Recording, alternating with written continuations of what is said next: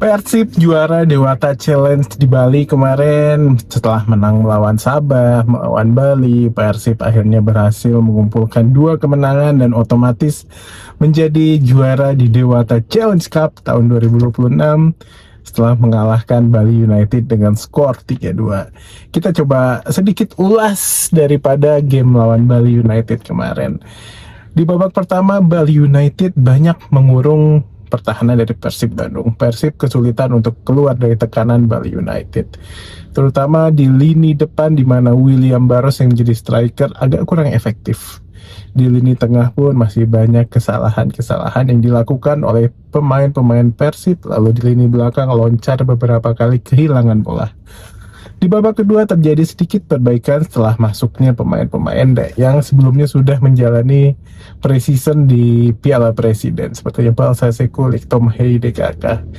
Terutama pemain-pemain timnas yang belum tampil di pre-season seperti Ragnar.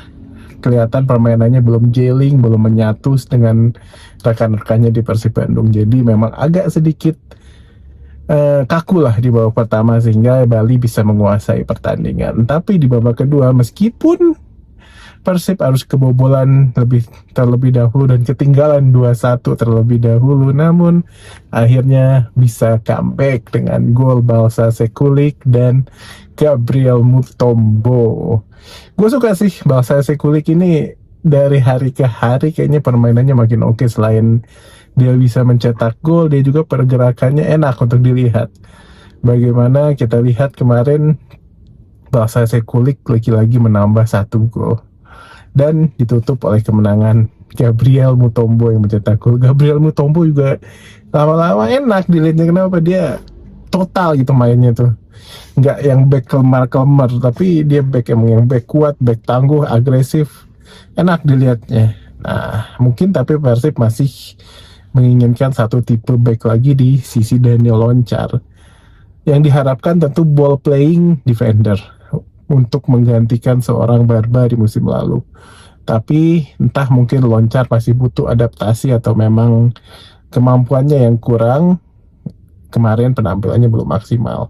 Semoga nanti setelah makin lama beradaptasi, makin lama berlatih dengan tim, makin pertandingan berjalan, Loncar bisa semakin lama semakin bagus lagi dan semakin menyatu lagi dengan taktik dari Igor Tolik.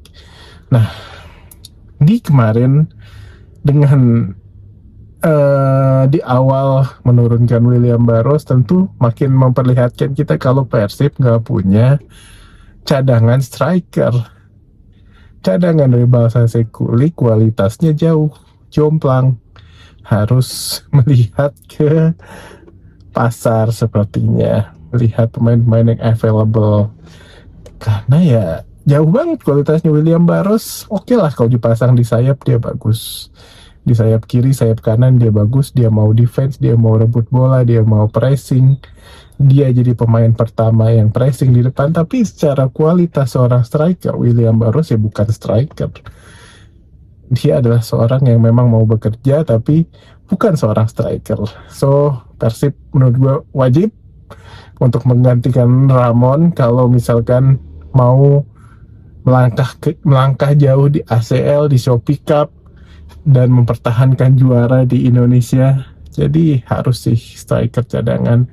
Satu lagi back sayap cadangan, Sandy Walsh. Kita tahu seorang yang diharapkan bisa bermain di kanan ataupun kiri, sepertinya masih cedera dan kita nggak tahu nanti ke depannya apakah cedera tersebut kambuhan atau enggak. Namun sepertinya kita butuh seorang back sayap lagi, entah kanan atau kiri, karena Eliano kan bisa dipasang di kanan atau di kiri. Back sayap sangat-sangat dibutuhkan oleh Persib Bandung, meskipun Loncar bisa dipasang di kanan jawabannya ya. Cuman untuk keamanan menurut saya sih back sayap dibutuhkan. Lalu setelah itu untuk sektor satu lagi yang sangat-sangat dibutuhkan yaitu sektor kiper. Kiper Teja Pakualam bagus, 19 clean sheet musim lalu. Cuman kalau untuk di Asia, untuk menghadapi lawan-lawan dengan postur lebih baik lagi, menghadapi lawan-lawan striker yang lebih bagus lagi, kayaknya dibutuhkan kiper dengan kualitas yang satu level at least di atas Teja. mungkin kiper asing dibutuhkan oleh Persib Bandung. Jadi gue yakin kayaknya 99% Persib akan kedatangan pemain lagi, entah di sektor back kiri, back kanan, striker ataupun kiper, dan bahkan kabarnya gelandang pun ada penambahan pemain lokal mungkin ya. Tapi untuk pemain asing kayaknya di kiper dan striker sangat-sangat dibutuhkan untuk menghadapi ketatnya 4 kompetisi di tahun 2026-2027 ini, karena kemarin udah ada undian cukup berat, undian ACL, ada lawan Seoul, lawan Melbourne Victory, itu satu lagi lawan tim asal Vietnam. Wow, ini kalau dibandingin tahun lalu ini lebih berat. Tahun lalu kita cuman berhadapan dengan tim-tim ASEAN, sekarang tim-tim ada dari Korea, ada dari Australia. So ini membutuhkan satu squad yang matang, yang lebih baik lagi dari musim lalu. Mudah-mudahan nanti tanggal 31 Agustus bisa lolos playoff lawan Manila Tiger. Ya, kita lihatlah beberapa hari ke depan apakah ada perbaikan dari squad Persib. Mudah-mudahan bisa semakin baik lagi. Sekali lagi, terima kasih udah menonton. Jangan lupa klik tombol like, subscribe-nya juga. Jangan lupa untuk share video gue ke rekan-rekan bobotoh semuanya supaya kita bisa bahas-bahas terus di channel ini. Thank you. Sampai ketemu nanti.